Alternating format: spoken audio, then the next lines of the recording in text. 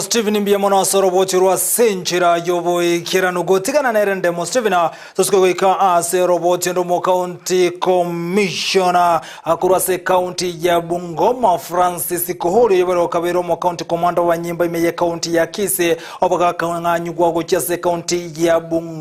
Bungoma abuno moteni wabanyanyimbo ni governor seri tukulyalera abaga kurwa bokonye gochia sabantu bale nobolemana soborere wa cerebral palsy ase county yo ya Bungoma kaukwana kurwa senseme yo Kooli niko bana bakagote abuna inerenchire yemo yo konyara kubainyura abana bale n'uburire bunga bunobo nabo igo komo yo balia bakobalinda. What we are doing actually is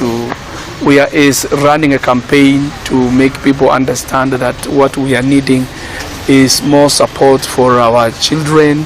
for those who are in need of care, and more so to motivate those ones who are caregivers to our children,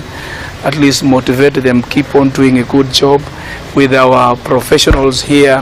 doing a great job in terms of not what they are doing is not only sometimes out of obligation. There are times they volunteer and sacrifice. We are there to reach our people, to support the government initiatives, to ensure that their rights are protected. This is one way of the National Police Service to prove that they are there for all, not only in terms of maintenance of law and order, but partnering with the community to make sure we are community and we have one goal to support each other.